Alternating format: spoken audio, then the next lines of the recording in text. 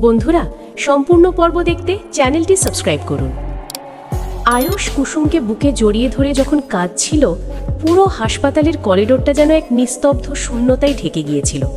ডাক্তাররা আগেই ঘোষণা করে দিয়েছিল সে আর ফিরবে না, কিন্তু আয়ুষ সেই কথাটা মানতে রাজি ছিল না।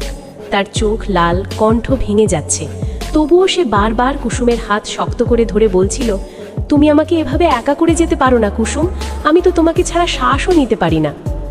ঠিক তখনই ইন্দ্রাণী গাঙ্গুলি দূরে দাঁড়িয়েছিল। তার মুখে কোনো অভিব্যক্তি নেই, কিন্তু চোখে জমে আছে অপরাধ বোধ আর ভয়। সে জানে এই ঘটনার জন্য কোথাও না কোথাও তার সিদ্ধান্তই দায়ী। কুসুমকে ভুল বোঝানো, সম্পর্কের মাঝে দূরত্ব তৈরি করা, সব কিছুর পেছনে তার অতীতের কঠোরতা আজ যেন তাকে কুড়ে কুড়ে খাচ্ছে।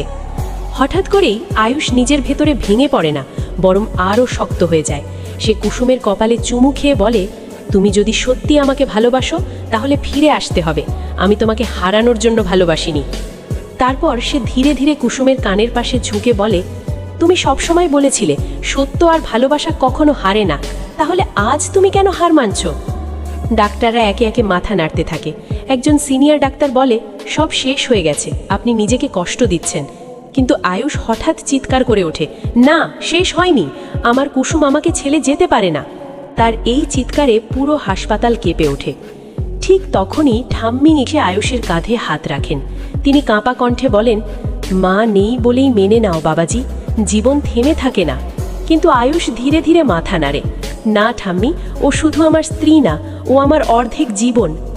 এই মুহূর্তে হঠাৎ কুসুমের হাতের আঙুল সামান্য নড়ে ওঠে। প্রথমে কেউ খেয়াল করে না, কিন্তু অনুশ্রী চিৎকার করে বলে, ভাইদা, আমি দেখেছি, ও হাত নাড়ল। মুহূর্তেই সবাই চমকে যায়। ডাক্তাররা আবার মনিটর চেক করতে দৌড়ায়। আয়ুষের চোখে যেন আবার আলো ফিরে আসে। সে কুসুমের হাত ধরে বলে, আমি জানতাম তুমি আমাকে ছেড়ে যেতে পারবে না, আমি জানতাম তুমি ফিরবে।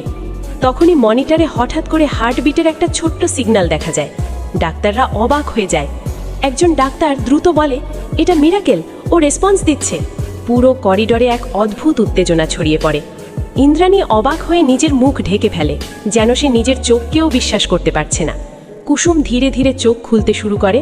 প্রথমে সব ঝাপসা লাগে, তারপর ধীরে ধীরে আয়ুষের মুখটা তার সামনে পরিষ্কার হয়। আয়ুষ কাঁপা গলায় বলে, তুমি ফিরে এসেছো, আমি জানতাম তুমি আসবে। কুসুম দুর্বল কণ্ঠে শুধু একটা নাম বলে, আয়ুষ। এই শব্দ শুনেই আয়ুষের চোখে জল গড়িয়ে পড়ে। সে বলে, হ্যাঁ, আমি আছি, আমি সব সময় ছিলাম। এই ঘটনার পর পুরো হাসপাতাল যেন স্বস্তির নিঃশ্বাস ফেলে। ডাক্তাররা জানায়, এটা শুধু ভালোবাসার শক্তি, মেডিকেলি আমরা যা পারিনি, ওরা দুজন একসাথে সেটাই করে দেখিয়েছে। কিন্তু গল্প এখানেই শেষ নয়। হাসপাতালের বাইরে দাঁড়িয়ে থাকা এক অচেনা ছায়া ফোন করে কাউকে বলে, ও বেঁচে গেছে, এবার প্ল্যান আরও শক্ত করতে হবে। অন্য পাশে একটা গম্ভীর কণ্ঠ শোনা যায়, ইন্দ্রাণীকে এবার পুরোপুরি ভাঙতেই হবে। ইন্দ্রাণী দূরে দাঁড়িয়ে সেই কথা শুনে বুঝতে পারে আসল যুদ্ধ এখনো শুরুই হয়নি। তার চোখে আবার ভয় আর দুশ্চিন্তা ফিরে আসে, কারণ এবার শত্রু শুধু বাইরে নয়, ভিতরেও লুকিয়ে আছে। আয়ুষ কুসুমের হাত ধরে দাঁড়িয়ে থাকে, কিন্তু তার মনে একটা প্রশ্ন ঘুরতে থাকে, এই লড়াই কি শুধু মৃত্যু আর জীবন নিয়ে, নাকি এর পেছনে আরও বড় কোনো ষড়যন্ত্র আছে? আর ঠিক তখনই কুসুম ধীরে ধীরে আয়ুষের হাত চেপে ধরে, যেন সে কিছু বলতে চায়, কিন্তু এখনো পুরোপুরি জেগে ওঠেনি। গল্পটা আবার নতুন মোড়ের দিকে এগিয়ে যায়। আয়ুষ কুসুমের হাত শক্ত করে ধরে বসে আছে হাসপাতালের সেই একই কেবিনে। কুসুম ধীরে ধীরে চোখ খুললেও তার দৃষ্টি এখনো সম্পূর্ণ পরিষ্কার নয়। সে বারবার আয়ুষের মুখের দিকে তাকাচ্ছে, যেন বিশ্বাস করতে পারছে না সে সত্যি বেঁচে আছে।